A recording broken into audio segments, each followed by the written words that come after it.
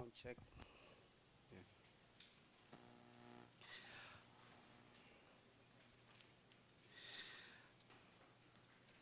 If you have observed yung pag-take ko sa Genesis, lately, nagkaroon ako ng unspoken struggle sa mga narratives.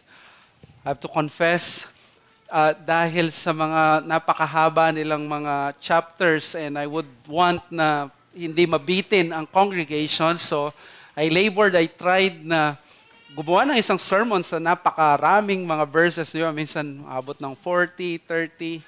And actually, that was not my style even before. Kumukuha ko ng mga ilang verses and to develop a sermon. And sobrang nahirapan ako. But as a person na nagtuturo ng New Testament, mas sanay ako to explain most of the verses. And therefore, dito sa Genesis, I have tried na kaysa madaliin ko yung pacing ng ating Genesis story, I hope that you would understand to take us to sermons dito. I've already written 4,000 words, yet hindi pa ako umabot doon sa mga important na part ng Genesis 38 or other important parts ng 38. So, there are a lot of things na pwede nating matutunan at napakaraming mga gospel realities dito sa Genesis 38 as it is also something parang series na siya because it is a different chapter na inalagay sa loob na napakahaba, napakagitna ng narrative ng Joseph. Okay? So, samahan niyo ako as we study itong sermon, God's holiest will in the midst of grossest sin. We thank you, Heavenly Father, for this ministry ng Word. Feed us, Lord, with the Word. Give us the Lord Jesus Christ and help us, Lord, to see our need for the grace of God in the gospel and learn also the moral and the moral teachings of this text so that we'll be able not only to see the Lord Jesus Christ but also to apply the practical things for our lives. We thank you. We ask these things in Jesus' name. Amen.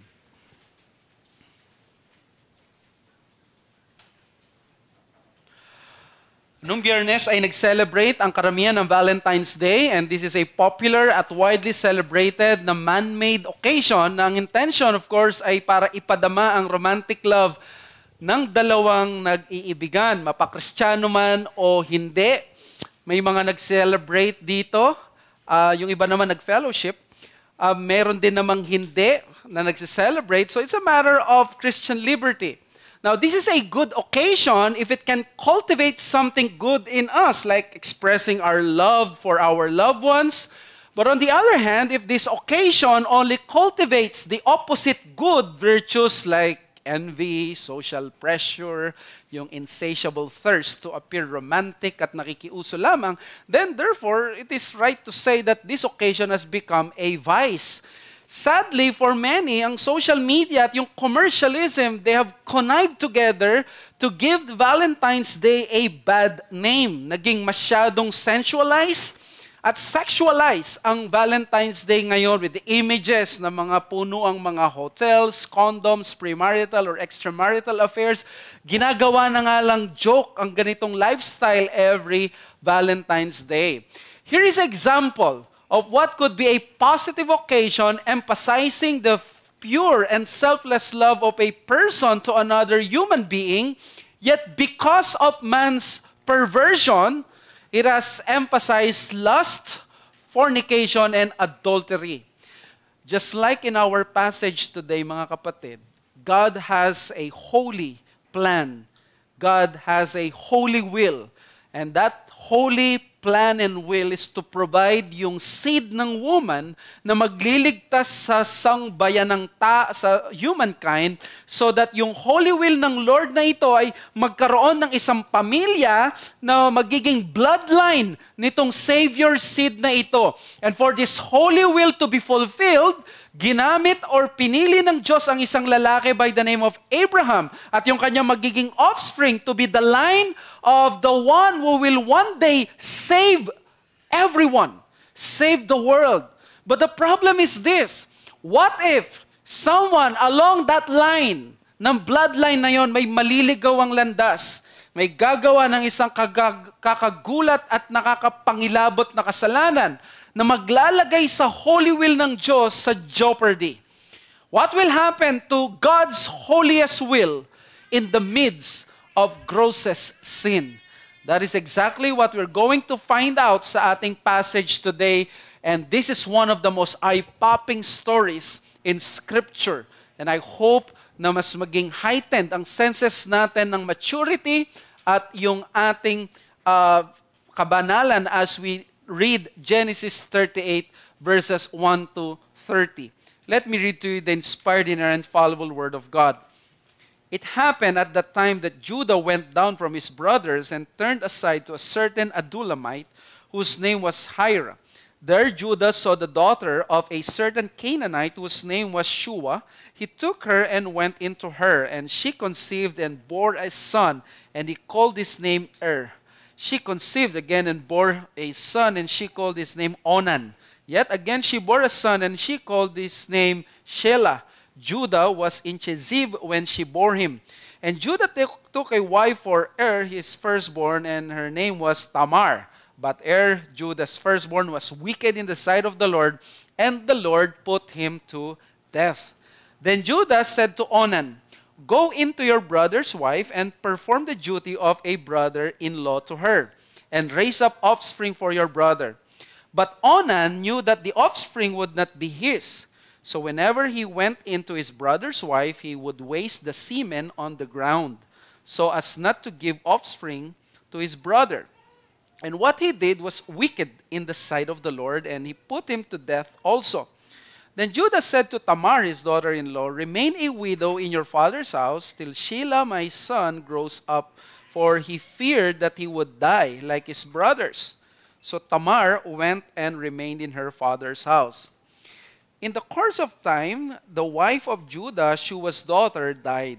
When Judah was comforted, he went up to Timnah to his sheep shearers, and he and his friend Hira the Adullamite. And when Tamar was told, "Your father-in-law is going up to Timnah to shear his sheep," she took off her widow's garments and covered herself with a veil, wrapping herself up, and sat at the entrance of Enaim, which is on the road to Timnah, for she saw that Shelah was grown up, and she had not been given to him in marriage. When Judah saw her, he thought he was a prostitute, for she had covered her face. He turned to her at the roadside and said, "Come, let me come in to you," for he did not know that she was his daughter-in-law. She said, "What will you give me that you may come into me?" He answered, "I will send you a young goat from the flock." And she said, "If you give me a pledge until you send it." He said, "What pledge shall I give to you?" She replied, "Your signet and your cord, and your staff that is in your hand." So he gave them to her and went into her, and she conceived by him. Then she arose and went away, and taking off her veil, she put on the garments of her widowhood. Then Judah sent the young goat by his friend the Adullamite to take back the pledge from the woman's hand.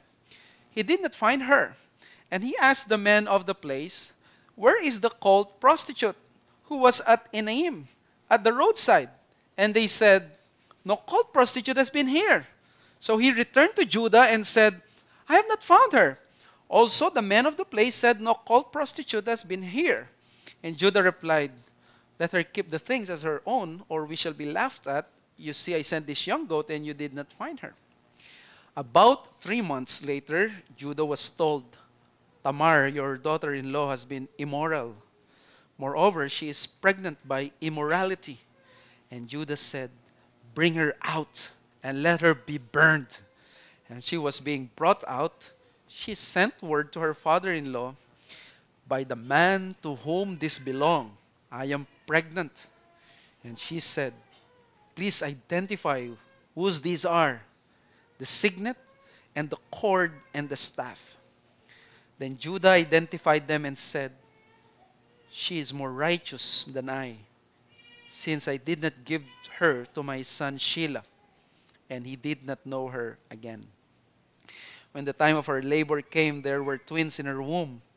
And when she was in labor, one put out a hand in the midwife, took and tried a scarlet thread on his hand, saying, "This came out first." But as he drew back his hand, behold, his brother came out, and she said, "What a breach you have made for yourself." Therefore his name was called Perez. Afterward, his brother came out with the scarlet thread on his hand, and his name was called Zerah. This is the perplexing word of God. Binasa ko ito paulit-ulit. I would want na gawin ko na kagad yung point sa verses 24 to 30 because that is the concentration of the gospel doon, and that is the most favorite ng mga preachers and Christians.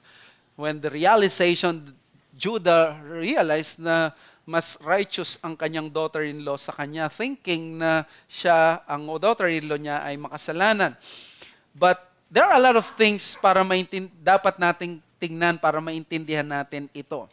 You know why? Because this is Genesis 38. This is an unexpected intrusion to the Joseph narrative.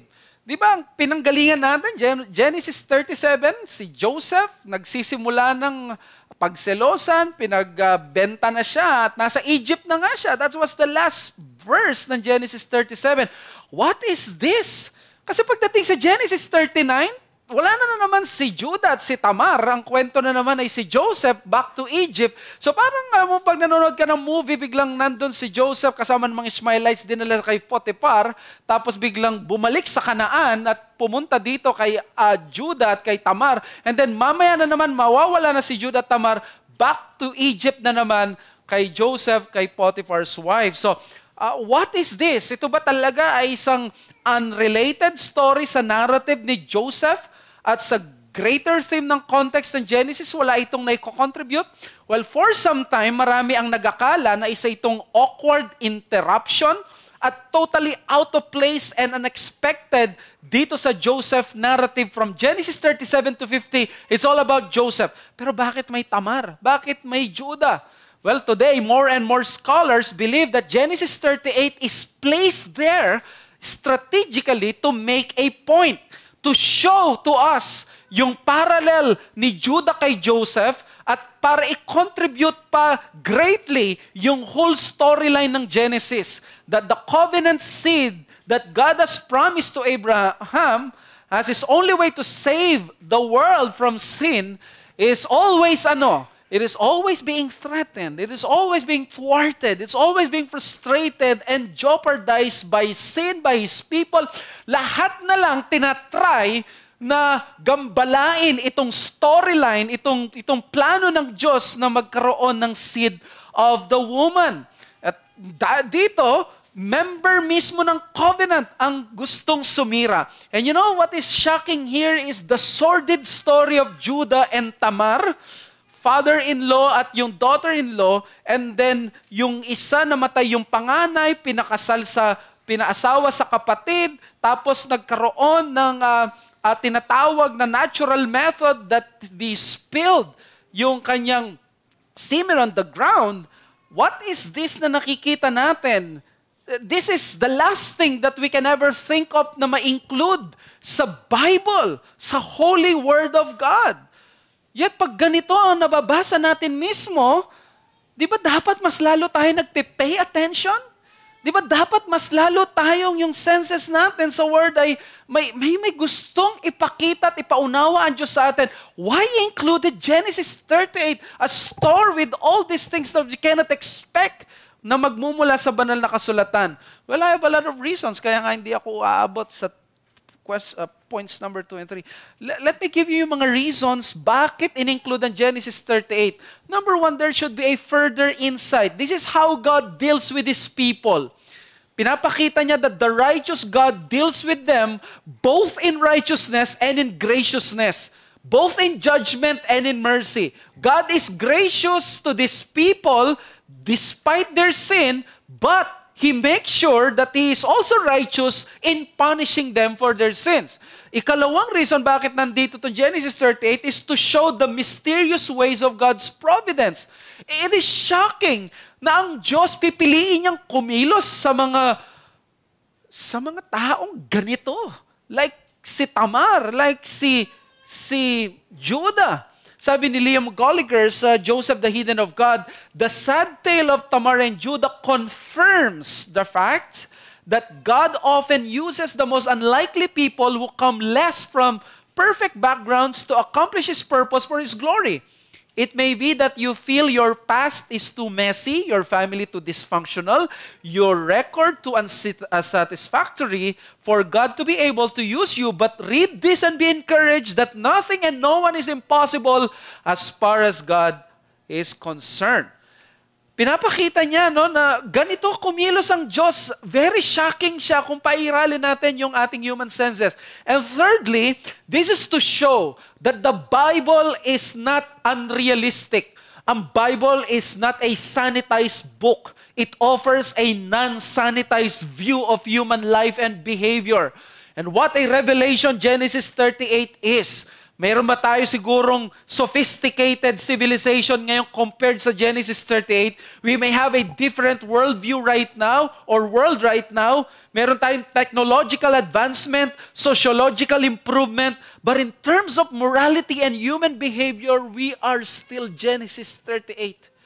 Genesis 38 is a commentary of what is happening noon maging hanggang ngayon. Walang pagkakaiba, walang modernong imbensyon o sibilisasyon na makakapagpabago dito because the problem is sin.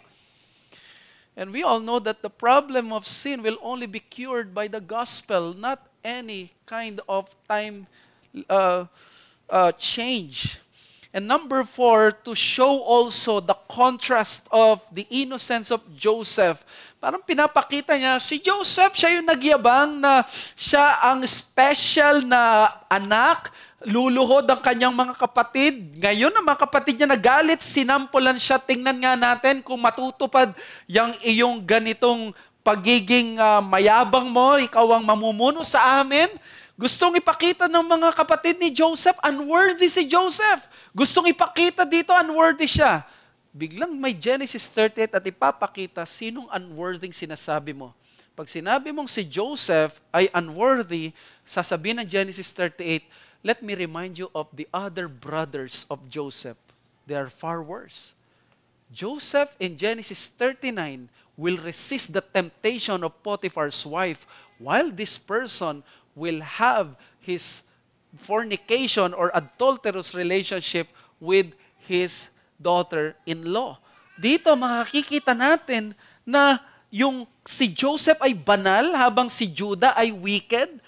Parang kino-confirm sa atin, tama lang si Joseph ang siyang maging leader sa mga anak kahit mas matanda si Judah. Si Judah ay nagpadala sa tukso ng isang prostitute habang si Joseph naman ay lumaban at tumakbo papalayo sa tukso. In fact, the narrative consistently draws the contrast and similarities between these two brothers. Pareho silang namuhay malayo sa kanilang mga pamilya. Yung isa pumunta sa Egypt, napunta sa Egypt, yung isa namuhay sa Canaan. Pareho silang namayagpag sa kanilang foreign environment. Si Joseph magiging katiwala siya ni Potiphar, magiging hari siya. Itong si Judah ay magkakaroon siya ng magandang environment or magandang pamumuhay sa Canaan na hindi siya kokontrolin, hindi siya kakawawain. Siya ay magiging mayaman na tao doon sa Canaan. So, pareho silang nag-asawa ng mga native women. Si Joseph, si Asenath, itong si Judah ay nameless Canaanite woman.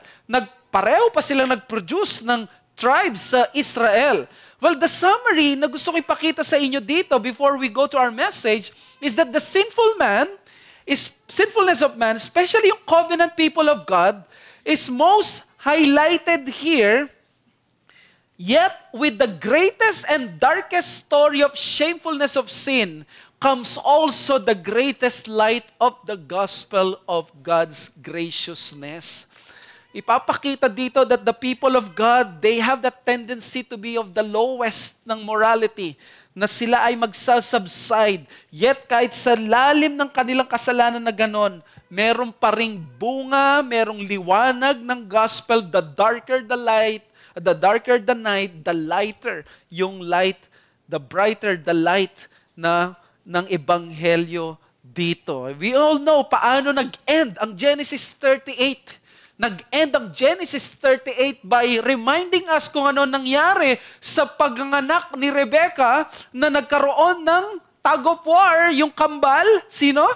Si Esau at si Jacob, yung panganay, pero si Jacob ang pinili. At biglang pinakita sa atin with all those sinfulness na nangyari sa Genesis 38, God reminded us of another twin, si Perez at si Zerah.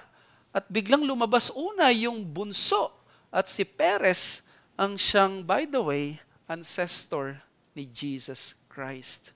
What grace, what glory.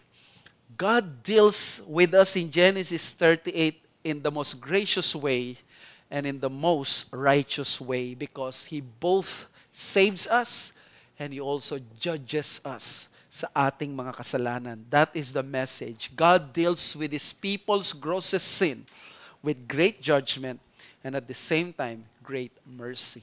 So God deals with us, with our sin, with great judgment, and with great mercy. Kapag sinabi mong great mercy lang, magiging konsentidor ang Diyos. Pag sinabi mong great judgment lang, we are slandering God because God is a gracious God. God is a balanced God. In Genesis, there were some episodes na ang Diyos parang gusto niyang iparinig at iparamdam sa atin yung explicit judgment niya para i-remind niya yung mga readers ng Genesis, teka muna ha, banal lang Diyos, makasalanan ng tao, natural lamang na mag-respond ako ng ganito sa kapag may nakikita akong kasalanan. Hindi ito abnormal sa akin, pero dahil gracious ako, mas pinipili kung i-delay ang judgment. Pero at the same time, gusto ko paminsan-minsan ma-remind kayo ng aking holiness, ng aking righteousness. Kaya pala sa Genesis, pag binasa natin, mayroong great flood. Hindi pa yung end of the world, pero ni-remind na niya na huwag kayong pakakumpante, banal pa rin ako, kaya kong i-judge ang mundo. Genesis 6. And then may Genesis 11 ng Tower of Babel. Kaya kong i-confuse kayo, ganito ako, ka-righteous. And then may Genesis 18, Sodom and Gomorrah. All the intention of these passages is to highlight that while the God of the Bible and Genesis is a God of grace, He is also the God who is righteous and judges His people and His creation. Our story is the combination of both. Genesis 38 is the combination of God's graciousness and God's judgment sa kanyang mga tao. Nasa sukdulan ng kasalanan ng tao dito, represented by that gross immorality, kaya nagre-require ito ng serious judgment mula sa Diyos. Pero hindi lamang yan. As in other cases, we can expect that it will be even more of a demonstration ng Diyos sa kanyang greater grace and mercy. Indeed, where sin abounded, grace did much more abound. The gospel of grace in the New Testament is already being displayed in Genesis pages. Kaya kahit puno ito ng napakadilim na storya ng kasalanan, kabuktutan ng tao, immoralidad ng mga tao, lalo na ng kanyang mga alagad, hindi kakayaning padilimin ang pagkilos at ang biyaya ng Diyos. Ang tagpong ito ay hindi na naglalaman ng anumang salita o action ng Diyos. Yet the whole narrative is all about God and His character in the way He responds to sin.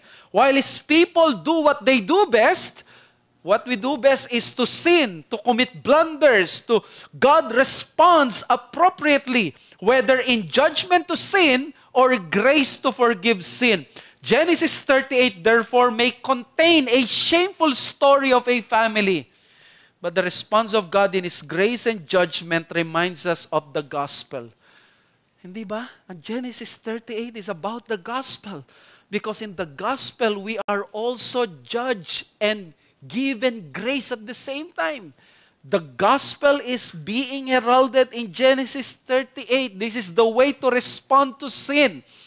Kaya mga kapatid, may this message speak to us by convicting us of our sins and remind us once again of the beautiful gospel of God which tells us of a sovereign, righteous, and most of all, forgiving God despite our monstrosity.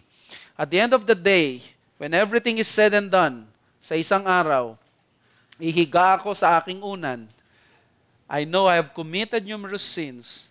My hope is that God deals with me the way that God deals in Genesis 38, in judgment, yet also in grace. It reminds me of the gospel. This is how God responds to sin. So, dito mga kapatid, pag binasa mo 38, it's all about sin. It's all about sin, but it's also about God's response to sin. So, what does the narrative teach about God's response to our sins? And dito will take, I want to, gusto ko sana magmadali sa verses 24. Sa totoo, I was tempted to make muna yung point ng 24, but I cannot let this verses 1 to 11 pass because there are a lot of, there's so many teachings dito and warnings and also precious truths dito sa 1 to 11. Primarily, yung abandonment ng covenant people sa kalooban ng Diyos going to Canaan. So there are three things about sin here. Number one, our sins call for God's judgment. And number two, our sins cannot escape God's providence. And number three, our sins cannot dim God's grace. Let's proceed to the first one. Our sins call for God's judgment. Verses 1 to 11. The chapter opens with Judah turning away from his family in favor of Canaan and started his family. By the way, para makita nyo yung outline na ginawa ko dyan, ginamit ko yung time element niya. Verse 1, it happened that time. Tapos pagdating sa verse 12, in the course of time. Laging may word na time. And then sa verse 24, about 3 months later. It's always doon sa time na yon. And I think itong Genesis 38 ay may 3 subsections that we can study. And the first 11 verses is all about God judging these people of His, at ang ginagawa ng mga taong ito, they try to thwart the promises and the plan of God, yet God deals with them righteously. Ginajudge niya sila. Pinatay niya yung 2 anak ni Judah. So the chapter opens with Judah turning away from his family in favor of Canaan and started his family. Mula kay Abraham hanggang kay Jacob, ano mapapansin nyo? They were all warned about Canaan and its people. Huwag kayong mag-asawa sa Kanaan. Huwag kayong pumunta sa Kanaan. Pumunta kayo doon pero be different. Huwag kayong magpa-apekto sa pagan influence because they will draw your hearts away from Yahweh.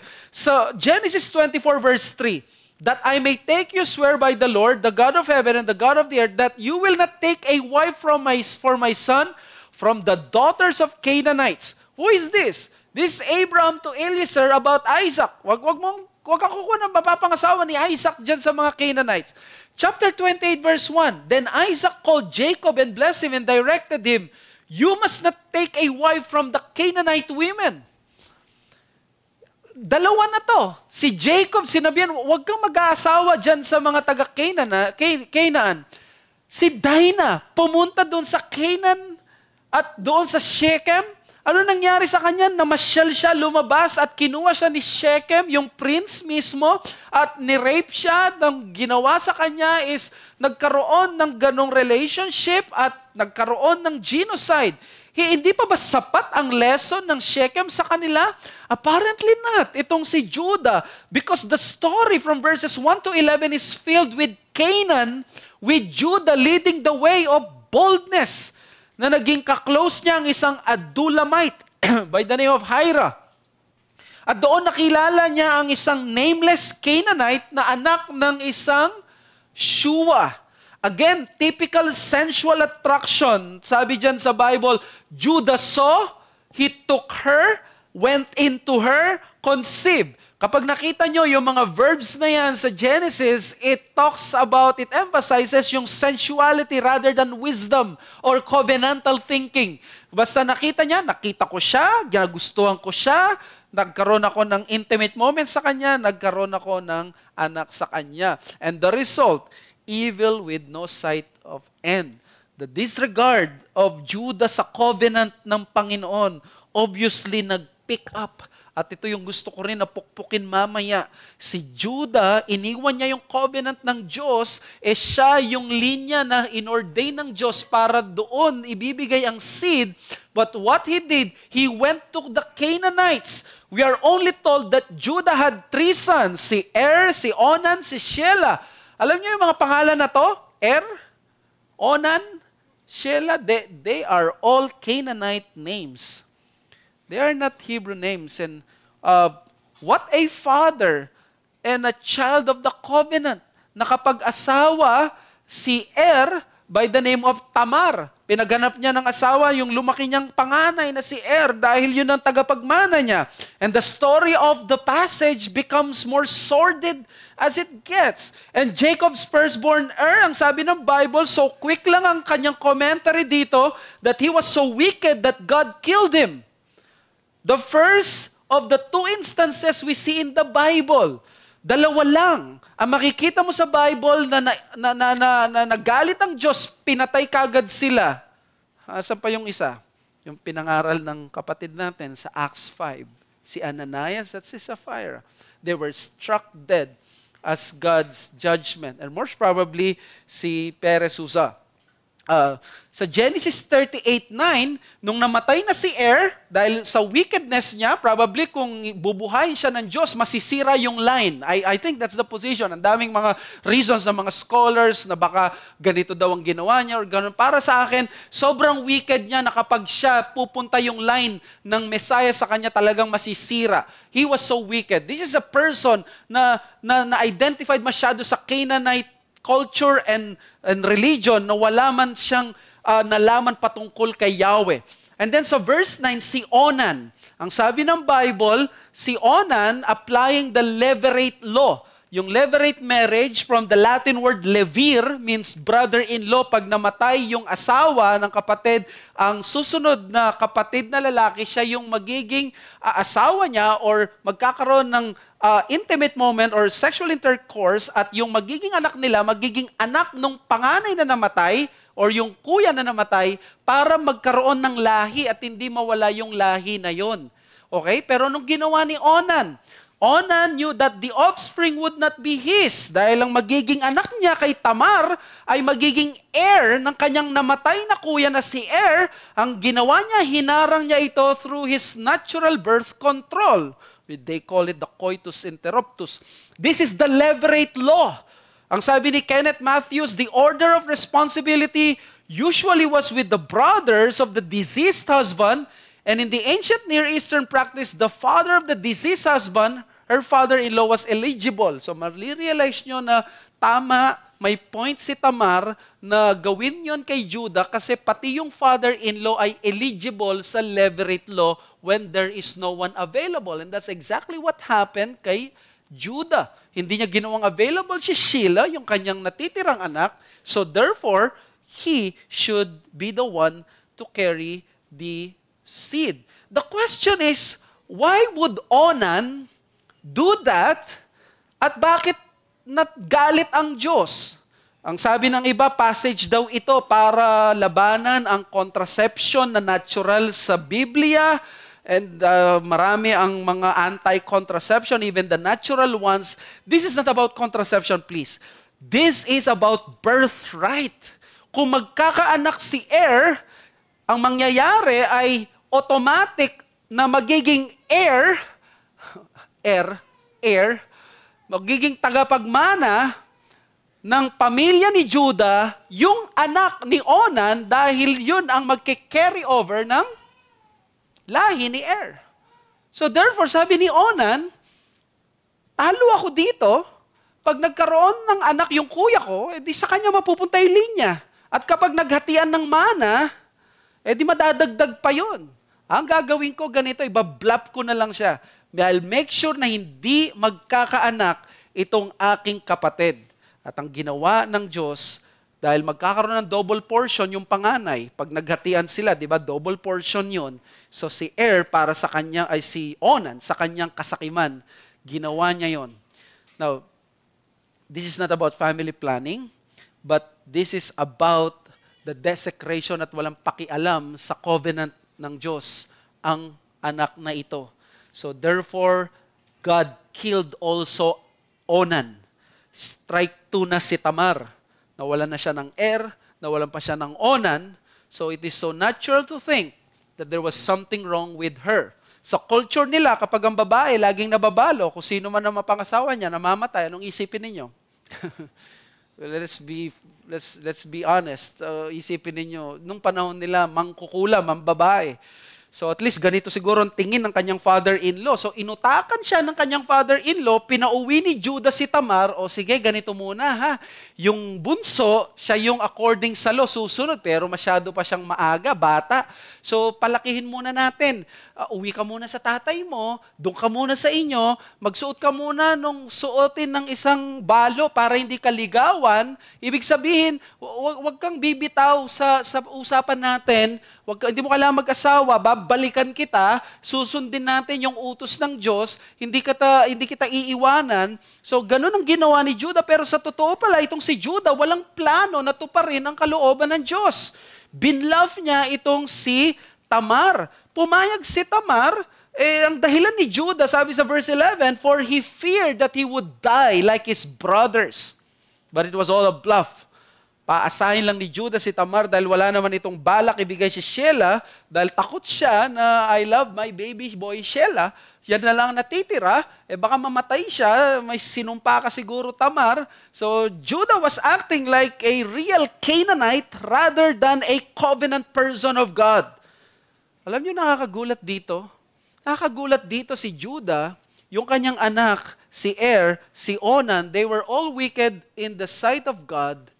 Tamar was the Canaanite, 100% person here. Judah was acting more like a Canaanite, while Tamar was acting, believing in the promises of God.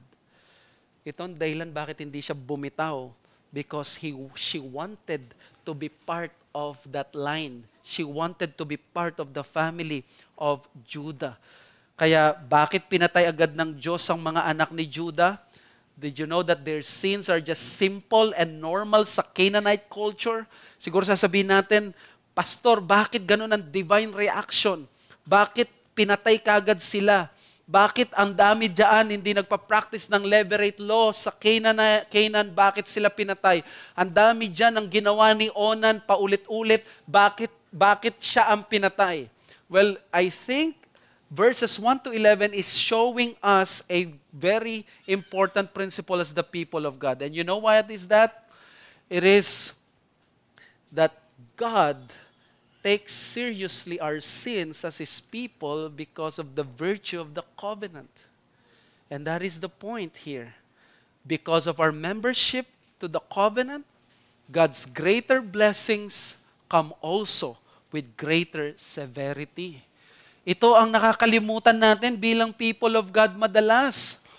Ang nakikita natin with all the undeserved treatment that we receive from God by His grace and mercy, we forget that there is a commensurate responsibility in the new status. Yes, makasalanan tayo, wretched, rebels, treacherous, and treasonous, and covenant-breaking people of God. But once we were forgiven, by being under the protection of the covenant, nagkakaroon tayo ng bagong status. We were transferred from the kingdom of darkness to the kingdom of His dear Son. We are now part of the holy company and a holy family from a holy God. Ang sabi ng 1 Peter 2:9, you are a chosen race, a royal priesthood, a holy nation, a people for His own possession, that you may proclaim the excellencies of Him who called you out of darkness into His marvelous light. Well, sa totoo lang, tanggap naman natin to eh. Nahihirapan lang natin tanggapin ito when we start comparing ourselves around the pagan people around us. Bakit? Bakit sila parang may masasamang damo na mahirap mamatay? Pero ang anak ni Judah, naging wicked, pinatay agad. Ang daming mga wicked sa labas. Bakit ganito kabigat ang kamay ng Diyos? Tapos itong si Onan, nireject lang niya ang levirate law, pinatay siya agad. Ganon din na nangyari kay Aaron sa mga anak niya. Nagdala lang sila ng strange fire to the Lord. They were immediately struck by the Lord, dead. Leviticus 10:1-2, now Nadab and Abihu, the sons of Aaron, each took his censer and put fire in it and laid incense on it. and offered an authorized fire before the Lord, which he had not commanded, and fire came out from before the Lord and consumed them, and they died before the Lord. Why? There's one reason. Simply because of the covenant. Covenant issues matter most to the very heart of God. Ganyan siya ka-jealous when it comes to His people simply because they have already been identified with Him. Covenant issue ang pagiging wicked ni dahil being under the covenant, namuhay siya bilang Canaanite. Covenant issue ang kay Onan because he wants to frustrate the will and the plan of God by giving his brother a seed. Pero para sa kanyang sariling kapakanan, imagine mo, tatangkain mong sirain ang plano ng Diyos para lamang sa mana mo at para lamang sa personal mong interes at sa posisyon mo. God's righteous eyes did see more sa wickedness ni at si Onan. And that is true sa mga identified sa covenant people of God. When God's people's faithlessness appear, God's righteous plans are complicated. Hindi mafu-frustrate ang plano ng Diyos, but they can be delayed. They can appear complicated. They can appear na parang difficult tulad sa passage na ito. Paano malulusutan ng plano na magkakaroon pa rin ng seed kung ganito nangyari. Pinatay si pinatay yung Onan, and then ngayon ayaw ibigay nung ni Judah yung kanyang anak. Stalemate ito. Paano na? Siya yung inordain na magiging seed bearer. That is why God had to deal with us in seriousness and severity. Mga kapatid, pinapakita ng passage na to, God can chastise His covenant people because He truly cares for us. Hebrews 12 tells us na ang chastisement ng Diyos ay nagpapatunay na anak niya tayo. Ang severity niya mismo nagsasabi that we are part of His covenant people. Kaya marapat lamang na mamuhay tayo ayon sa kanyang kalooban. God's children fool themselves when they think that their sonship and their covenant give them licenses to sin. Ito sigurong inisip nila, hindi kami pababayaan ng Diyos. Kami naman, ako yung panganay, ang sabi ng mga commentators, by this time, alam na ng pamilya ni Judah na siya yung magiging, nasa kanya na yung magiging heir dahil disqualified na si Reuben, si Simeon, si Levi, at siya na. Kaya nga pinakita ang Genesis 38 para ipakita na kahit siya yung ang pinili ng Diyos, si Joseph pa rin ang worthy. Now, sinasabi ko ito para ipakita sa inyo na marahil nagmataas itong mga taong ito at sinabi nila, hindi gagawin ng Diyos yan. And what did God do? God did the unthinkable. He killed the heir.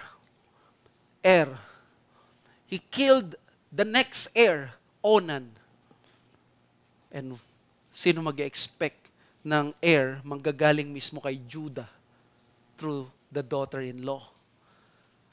Ang severity na ito ay kakaiba para sa atin. Ang iniisip natin, kapag may severity ang Diyos, hindi tayo mahal ng Diyos. Pero ang severity niya ay nagpapakita, treat me seriously because I am serious with my covenant. You mess up with my covenant and I will mess with you. They are your barbed wires when it comes to sin. Tangkain mong lumagpas dito, gawin ang hindi nais ng Diyos, masasaktan ka, masusugatan ka, mahirapan ka. You know, during the Wild Wild West sa Amerika, di ba, from East yan, nag-expand sila ng West. Nung pumunta yung mga Puritans, nag-expand sila, napaka-vast lupa na yan, papuntang West sa Amerika. So nagkaroon ng Wild Wild West, nakita nila, daming mga hayop. Yung mga tanim nila, inaalipusta ng mga hayop. You know what was the greatest invention sa Wild Wild West na nagustuhan nila? It was the barbed wire. Yung barbed wire ang nagpigil sa mga malalaking, sa mga large animals, farm animals, na umalis, lumabas, o kaya naman sirain yung mga bagay na yun. Yung mga tanim nila at yung mga tao. Because of the barbed wire, there was this protection. And God's covenant, sometimes we see ay isang simple house that we are protected. But at times, the covenant of God is a barbed wire. Anyone who tries to mess up with that, masusugatan, mahihirapan. And that is the challenge. Take seriously the ramification of your covenant membership with God, for God does so. Are you in a spiritual state na parang naging comfortable ka sa mercies at grace ng Diyos? Parang okay na lang sa'yo magkasala, mag-disobey since ikaw ay under ng protection ng covenant ng Diyos? Mag-ingat ka. Katulad dito ni at ni Onan at ni Judah. They were so confident. But you see, hindi tinakbuhan ng Diyos ang plano niya. Sila pa rin ang ginamit, but God made sure that the family of Judah will suffer judgment. Brothers, take heed. That is called presuming on the kindness of God. Inaabuso mo ang Diyos sa kanyang patience and kindness. Presuming means inuudyokan mo siya na ipakita niya sa iyo yung severity niya. Parang pag nagpe-presume ka sa kindness ng Diyos, parang inaasar mo ang Diyos na, come on, show it to me na gaano ka kasevere. Do not interpret the patience of God as license to continue to sin. It may not be more patience on what is coming. Akala natin if God is being patient sa akin, mas magiging patient pa siya mamaya. There will come a time it's not patience what is coming, but severity. Pwedeng patient siya ngayon sa'yo, pwedeng mas patient siya bukas, but pwedeng sa susunod, severity ang matatanggap mo. That is actually what Judah and his family experienced. Better to obey God and act according sa sinamahan mong grupo. Kung ang grupo mo ay covenant people of Satan, then therefore morality is okay. But if the covenant people of Yahweh ang naging pangalan ninyo, then therefore, the Canaanite temple is not for you. The Canaanite pantheon, the prostitution, and the Canaanite lifestyle is not for you. Mga kapatid, wala na tayo sa Old Testament. We are covenantally related ngayon sa isang iglesia. And in the new covenant, ang pagiging seryoso natin sa covenant natin sa Diyos ay practically nakikita sa pagiging faithful natin sa covenant membership natin sa Diyos. Kaya may implication ito. Kaya nga may church discipline. Kaya may excommunication because God is still serious sa behavior ng kanyang people. So therefore, what covenant obligation ang hindi ka nagiging faithful ngayon? Baka meron kang pinababayaan sa iyong mga vows pagdating sa Diyos. Don't forget your vows. Baka meron dito, tumatakbo sa kalooban ng Diyos. Mas pinili mo ang Kanaan. He will get back at you someday. And where do you get the strength to survive all of these things? Makakaya mo ba ito? Kung tatanungin mo si Judah, he failed in his family. Everything in this passage is dark because everyone of the family disobeyed and neglected the importance of covenant. The only light here is what? The only light here is a person, a woman named Tamar. Siya ang nag-hold on to the belief that it is better to stick sa kalooban ng Diyos at umasa ako kahit maloko ako. It is better to be in the people of God than to go back to be a Canaanite. Yung rason, pag binasa nyo na hindi niya inalis ang pagkabalo niya, she was declaring, I am not available. I am not willing to marry a Canaanite. I am only willing to fulfill that sa family ni Judah because I want to be in that family. That's covenant promises ng Diyos. Kaya alam nyo, dun sa direksyon ng ating exposition, and I spent some time here, dahil may dalawang position, si Tamar ba ay negative ba pinortray because she had that sinfulness, prostitution. I hope you won't be offended. I took the other way. That the emphasis of Genesis 13:38 is to emphasize and to portray Tamar on a positive light. Albeit in the most negative way, but at least sa Genesis 38, there is only one person holding on to the covenant promise. And that is a Canaanite woman named Tamar. That is why whenever you read Matthew chapter 1 at makikita mo ang ancestor ni Christ, may pangalan doon na Tamar. She was that person clinging to the promises of God. Hindi niya alam siguro paano niya i-fulfill ito. Ito lang ang alat niya. She was still complicit sa sin. But this is how the gospel works in this messy life and messy relationships ng mga tao. Si Tamar reminds me of the gospel. Siya ang nag-hold on to the belief na it is better to stick sa kalooban ng Diyos. It is better to be in the people of God. That's what the gospel tells us. It is better to believe in the promises of God kahit yung buong pamilya mo, buong barkada mo, buong mga katrabaho mo, they disobey it, wala silang pakialam, they are happy in their Canaanite mode. Kahit sila ay hindi nagpapahalaga sa covenant, kahit ang iba ay masasama ang dila laban sa covenant people of God, ituloy mo ang pag-hold on mo sa covenant na yan. Dahil si Tamar, nag-hold on siya sa promises ng Diyos, and by the end of Genesis 38, she will be given that grace of God, the vindication, and at the same time, the seed na ang pangalan ay Perez, ang magiging lolo ng Panginoong Hesus. He held on to the promises of God. Tamar is teaching us, while there is sin among these people of God, there is a light.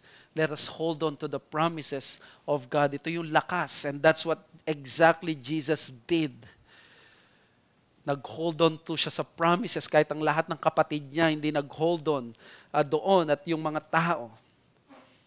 Ang Panginoong Hesus, nagsa-shine forth siya dito sa passage na ito. Pinapakita niya sa atin that the key to life in this world is to continue holding on to that covenant. And let me ask you, ang covenant mo ba sa Diyos ay pinapahalagahan mo ngayon? Did not value it. He was killed. Onan wasted it, and he was killed. How about you? Now, as I have said, ayoko magmadali dito because I want to speak to the Christian parents. Christian parents, if you have your children, wala pa sa Panginoon, this should bend your knees before God. Nakakapangilabot to as I study. Abraham was the father of faith. Yet it took only 2 generations para makita ang steady decline ng morality and spirituality ng kanyang pamilya. Ang mga apo ni Abraham ay si Jacob. Ang great grandson niya ay si Judah. Kaapu-apuhan niya doon sa talampakan itong si Could you imagine that? Wala nang pinagkaiba sa mga pagano na nandun sa Kanaan. Don't fool yourself, Christian parents. It will not take 100 years for your son or your offspring para talikuran yung precious na Bible na lagi mong binabasa araw-araw. Hindi kakailanganin ng 50 years para abandonahin ng mga anak mo, tapo mo ang Diyos na sinasampalatayaan mo ngayon. Kailangan mo lang para mawala sila sa ganitong bagay, ang katapatan mo sa iyong sambahayan. Mawawala ang apelyido at angkan. It takes only a few years of spiritual neglect, 1 generation of treating God lightly, and even in an unintentional abandonment of spiritual leadership para sa mga pamilyang pinalaki mo sa panalangin, sa pakikinig ng salita ng Diyos, ma-attract sila sa paligid nila. Alam mo bakit sila ma-attract? It is because even when they are in a Christian home, they possess the very hearts that is like with your unbelieving neighbors. Sa totoo lang, anak mo lang sila. Pero ang totoo, spiritually mas malapit sila at mas katulad sila ng mga nandoong nakakalaro nila sa labas. Hanggat wala si Jesucristo, wala silang kusa at interes sa salita ng Diyos. Kadugo mo lang sila, pero mas katulad sila ng kaluluwa ng mga taong walang pakialam sa Diyos. Nakatira lamang sila sa bahay mo, pero ang totoo, mas katulad sila ng ang mundo nila ay ang nasa paligid ninyo. Yung mga nakatiraman sa puso nila ay hindi yung tahanan mo, kundi ang mundo. Probably you're thinking right now, bakit ganito? I was just heartbroken when I saw that died and Onan was killed mga anak ito ni Judah, mga apo ito, bakit pinatay sila ng Diyos? The truth is, yan talaga ang sitwasyon. Wala kang kasalanan dyan kung ganyan ang kalagayan ng mga anak mo because they are sinners. But you know, when is the time it really become your fault? It is when you ignorantly act and pretend as if walang danger na dulot sa spiritual life ng anak mo ang influence ng paligid nila. When you pretend that there is no such thing as Canaanite influence, those unbiblical principles ng mga unbelieving mga kamag-anak mo, those godless priorities ng inyong unbelieving neighbors, at yung kawalan ng pag-i-instruct sa kanila ng gospel. Remember these parents, God is gracious to us up to 1,000 generations. But each generation must have God as its God. It's not enough that God is gracious to 1,000 generations. Kailangan masabi natin, God is the God of this generation. Ang Diyos mo ay dapat Diyos din ng anak mo. O for that blessing na masabi ng anak mo, my faith is the faith of my fathers. Another challenge for those who prefer the company and values of unbelievers over their covenant family. Judah preferred the life and company of the Canaanites. Yung verse 1 ng chapter 38, it happened at that time that Judah went down from his brothers and turned aside. Hindi yun parang kailangan niyang umalis, magtrabaho. Hindi, intentional itong lumayo siya sa kanyang spiritual lineage. This is a backsliding text ang verse 1. At kung ikaw ngayon ay mas pinipili mo yung values at yung company ng mga unbelievers mo, unbelieving workmates mo at ng mga kaibigan mo over your covenant family, look at this. Yan ang dapat mong isipin. Handa ka bang mapadpad sa mga lugar na hindi mo kayang maatim na mapuntahan at mapunta sa sitwasyon na hindi mo na kayang takasan? Judah had that. One time, he saw himself paying for a prostitute. One time, he saw himself, di niya inisip, but he was impregnating his own daughter-in-law. Judah's choice brought him to some irreversible mistakes. At yan ang isang naghihintay na consequences sa Canaan. Toying with the world can bring you down and put to your doorsteps those things that you cannot reject and deny. Nakabuntis si Judah and there was no coming back. The moment you taste the inviting and the titillating sound of temptation, the question is, are you prepared that there is no coming back? Are you prepared to forget your dreams, your ministry, your spiritual life, forget everything you have worked for so long and so hard?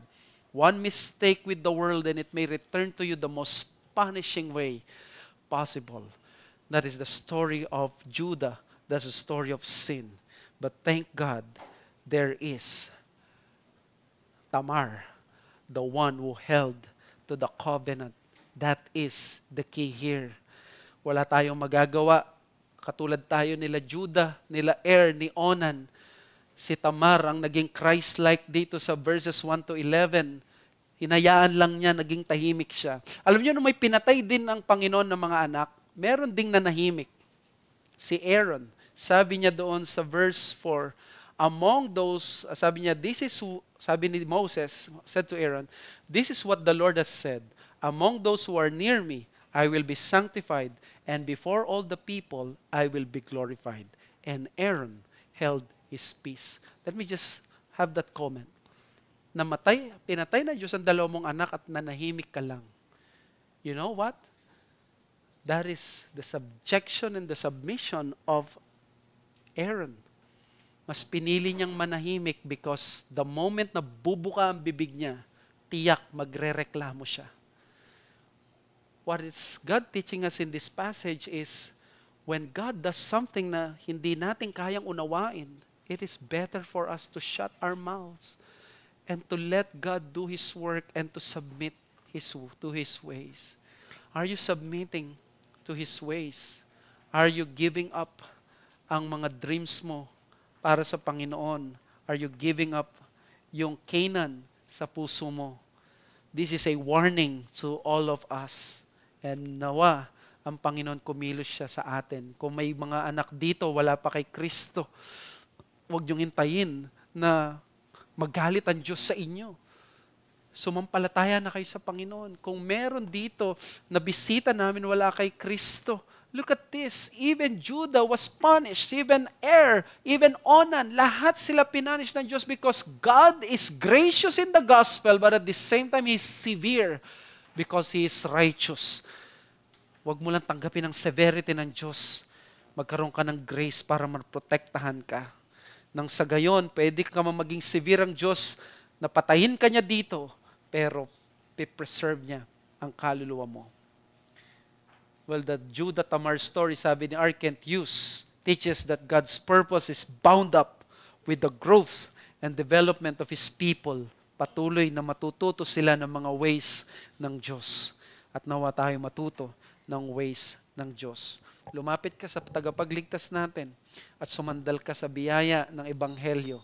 Doon lamang ang paraan para hindi ka mahila ng kanaan. Tayo manalangin. Panginoong Diyos, salamat sa mensahe naming narinig at nawa patuloy namin na ma-scrape itong mga teachings ng Genesis 38. Nakakatakot, nakakapangilabot para sa aming mga sarili, para sa aming mga anak, para sa aming lahat sa Covenant Community. But Lord, pigilan mo kami. Huwag mo kaming hayaan sa aming mga sarili. Protect us. Nawapahalaga namin ang covenant. Itong Lord's Day na ito, pagpapahalaga sa covenant ito, pagpapahalaga sa sinampalatayanan namin, na siniseryoso namin ang sinasabi mo. At nauiligtas mo ang mga anak namin at wala pa sa inyo dahil siniseryoso nyo ang mga pangako nyo. Ito po ang aming samot dalangin sa pangalan ng Panginoong Yesus. Amen.